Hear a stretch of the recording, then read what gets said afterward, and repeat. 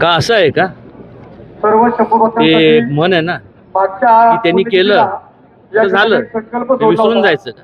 अहो आपण जर आपला इतिहास विसरला तर तुमची आमची लायकी तरी काय, तुमची आमची ओळख तरी काय?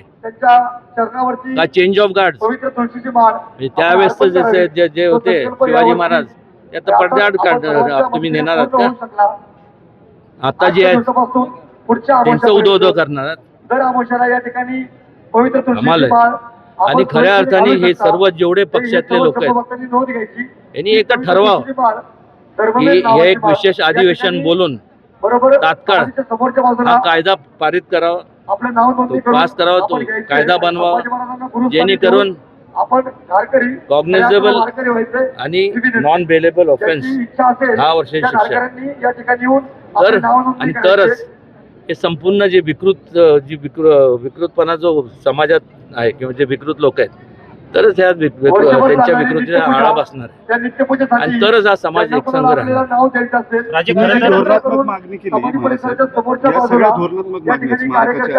धोरणात्मक नाही, याच मेन मागण्या अजून काय मागण्या आहेत? या मागण्यांच्या व्यतिरिक्त सरकार याच्यावर लक्ष देण्याऐवजी काही नको असलेले वाद उकरून काढतात आणि त्याच्या संदर्भानं प्रशांत कोरटकरचा मुद्दा असेल किंवा वाघ्याची मला एक सांगा, हा जर मुद्दा हा जर कायदा जर बनवला तर पाशा कोरटकर, रावल्या, सोलापूरकर असे क्रियानिष्ठ हा ज्यांना समाजात काही किंमत नाही असे लोक धाडस तरी करतील का?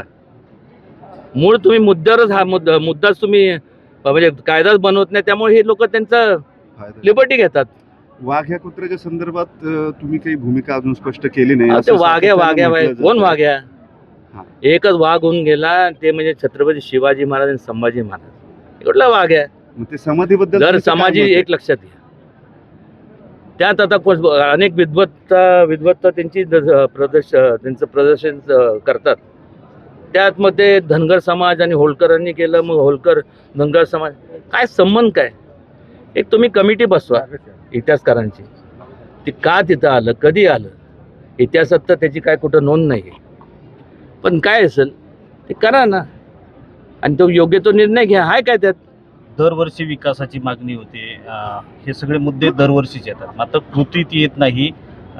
माझं म्हणणं आहे की हे जर ह्यांनी जर अधिवेशन बोलवलं नाही, विशेष अधिवेशन, तर त्याचा असा अर्थ होणार आहे की ह्यांना शिवाजी महाराज, छत्रपती शिवाजी महाराज, छत्रपती संभाजी महाराजांचा अवमान व्हावा ही त्यांची सगळ्यांची मनापासूनची इच्छा आहे आणि मग लोकांनी ह्यांना त्यांच्या जागा दाखवून द्याव्यात. तुम्ही त्याच पक्षाचे खासदार आहेत, मुख्यमंत्री आहेत, तुम्ही जाऊन त्यांच्याशी एक लक्षात घ्या, वारंवार किती वेळा सांगायचं, एकदा सांगायचं, दोनदा ऐकत नाहीत असं तुमचं ऐकत नाही. पण त्यांनी ऐकलं पाहिजे, ऐकणं म्हणण्यापेक्षा त्यांना कळायला पाहिजे का नाही सगळ्यांना.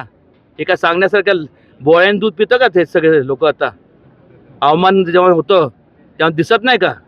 दंगली होतात, कोणाचं प्राण जातो, हे होतात ते होतात, त्याला कारणीभूत कोण?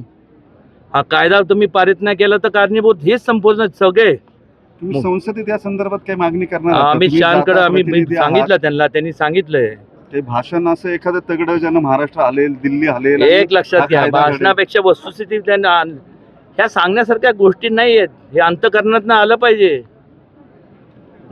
जसं मोकोकाच्या बाबतीत तुम्ही नका हे केला, अट्रॉसिटीच्या बाबतीत, ह्याच्यात काय तुमचा हात कोणी पकडलाय?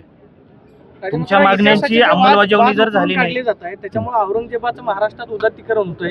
लोक औरंगजेबाचं स्टेटस ठेवायला लागले, एवढ्यापर्यंत मजल गेली. जर कदाचित मला हे बघा, कोण ठेवत असेल तर त्यांना तिकडे देशाच्या बाहेर पाठवून द्या. त्याचं उदात्तीकरण करण्या तो कोण फार काय मोठा नव्हता, मोठा म्हणण्यापेक्षा तो हलकटच होता.